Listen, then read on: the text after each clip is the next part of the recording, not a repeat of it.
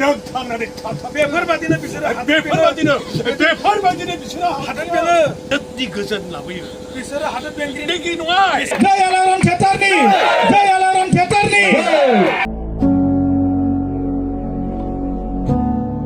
आलायारन थियेटारा मोनथाम नायजाबखौ दिन्थिफुंनो तालिम होनायखौ जागायजेनबाय।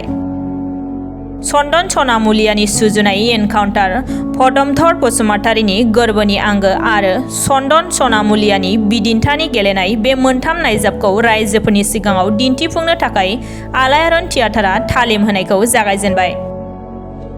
हारिनि हारिमुखौ सिबिनो आरो बुहुमाव दिन्थिनो थांखियै चिरांनि बिजनी फानबारियाव थांनाय 2019 मायथाइयावनो जोनोम मोननाय आलायारन थियेटारा देग्लाय 4थि बोसोराव आगान होबाय।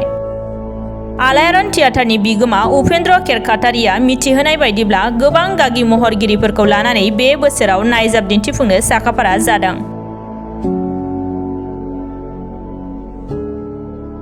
दिनै 2022 आरो 23 मायथाइनि आख्रा एबा तालिमखौ दिनै जागायजेनबाय गांथाम नायजाब लानानै, जेरै चन्दन सनामुलियानि एनकाउन्टार आरो पदमधर बसुमतारीनि गोरबोनि दागो आरो गांसेया जाहैबाय बिदिन्थानि गेलेनाय।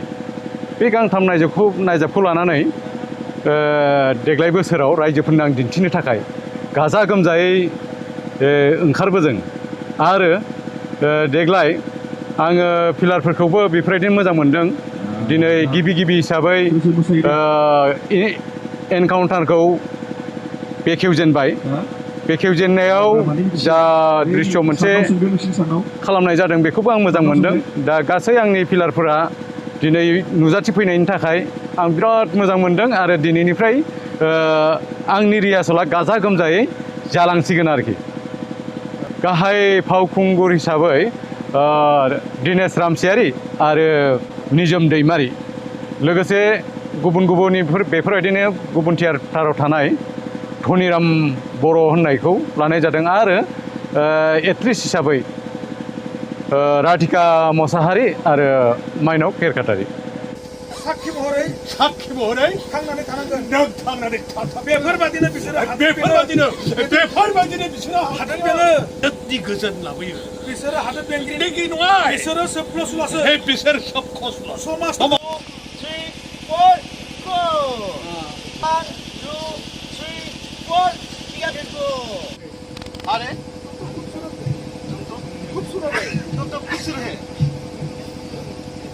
आजा मेरे बाहों में आजा मेरे इम्तियार नों खाथि खालामा माबाया सारा ओरैनो खाथि खेबसा ससे लोगोनि सेराव आं जेब्लाबो आखाइ दिखाङा साब इन्सपेक्टर रिंखां बसुमतारी आं जेब्लाबो आखाइ दिखाङा साब इन्सपेक्टर रिंखां बसुमतारी आच्छा माब्ला आं नोंखौ गुलि खालामनो गोनां जागोन नङा नों फिलिपानखौ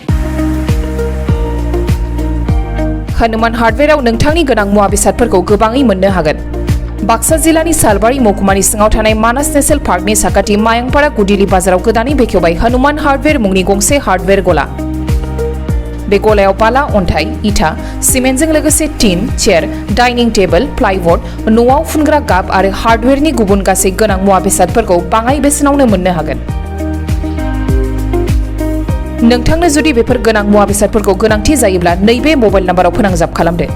मबाइल नाम्बार 9394712499।